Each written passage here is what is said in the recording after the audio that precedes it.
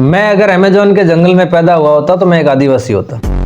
मैं अगर ब्रिटेन में पैदा होता तो मैं एक ब्रिटिशर्स होता। मैं इंडिया में पैदा हुआ तो एक इंडियन हूँ, राइट। इंडिया के अंदर मैं राजस्थान से हूँ तो मैं राजस्थानी हूँ, और मेरी जो लैंग्वेज है वो प्रॉपर मदर टंग जो मेरी है वो राजस्थानी है, राइट।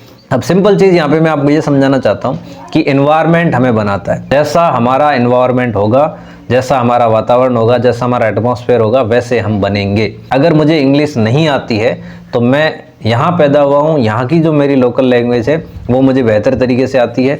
और अगर मैं किसी ऐसी कंट्री में पैदा होता जहाँ के लोग लोकल लैंग्वेज इंग्लिश बोलते हैं तो डेफिनेटली मुझे इंग्लिश आ रही होती। बेसिक चीज़ क्या है, आप उन 5 लोगों का एवरेज होते हो जो आपकी कंपनी है, यानी कि जो आपके फ्रेंड्स है, आपके जो संगति है, राइट। अगर आप एक अच्छे कंपनी में हैं, अगर आप एक अच्छी फ्रेंड सर्कल के अंदर हैं, एक अच्छे फ्रेंड जोन के अंदर हैं, तो आप वैसे बनेंगे, राइट। या आपका एनवायरनमेंट, मान लीजिए मैं एक ऐसे एनवायरनमेंट में हूँ जहाँ पे सारे लोग गवर्नमेंट जॉब के लिए बहुत डिटरमाइन है, पागल है उसके पीछे पूरे की नहीं कुछ भी हो जाए बेटा, अगर पढ़ाई कर रहा है तो उसको गवर्नमेंट जॉब तो लगनी ही चाहिए। अगर यही माइंडसेट है सारे लोगों का, और वहाँ पे अगर कोई बंदा ये बोले कि मुझे ना गवर्नमेंट जॉब नहीं करनी, मुझे तो बिजनेस करना है, एनवायरनमेंट बहुत इफेक्टिव होता है, संगति बहुत इफेक्टिव होती है। इसीलिए आप अपनी एक राइट कंपनी को चूज करें जो आपको एक अच्छे डायरेक्शन में ले जाए, या आपके कम से कम माइंडसेट को अच्छा रखें।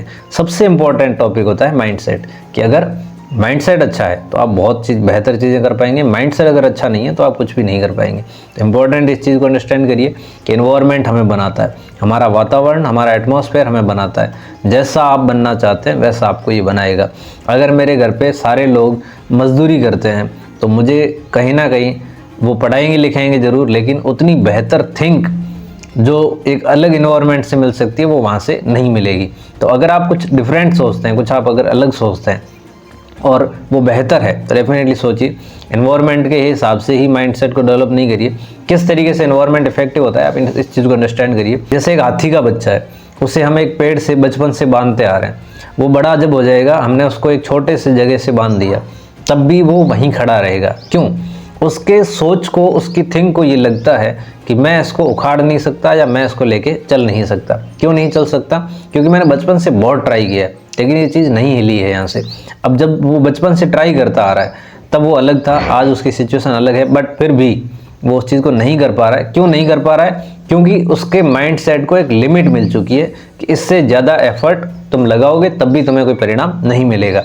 बट रियलिटी ये है कि अगर आप ज़्यादा एफर्ट लगा रहे हैं, कुछ ज़्यादा बेहतर करने के लिए वो चीज़ कर रहे हैं, तो डेफिनेटली आपके पास एक बहुत अच्छा परिणाम, बहुत अच्छा रिजल्ट रहेगा और आप एक बहुत अच्छे डायरेक्शन में जाएंगे। तो आप इस चीज़ को अंडरस्टैंड करें कि आप अपने एटमॉस्फेयर को, आप अपने एनवायरनमेंट को खुद तोड़ सकते हैं और उससे बाहर भी खुद निकल सकते हैं। जितना बेहतर आप सोचेंगे, जितना बड़ा आप सोचेंगे, उतना बड़ा आपके लिए परिणाम इस दुनिया के अंदर है।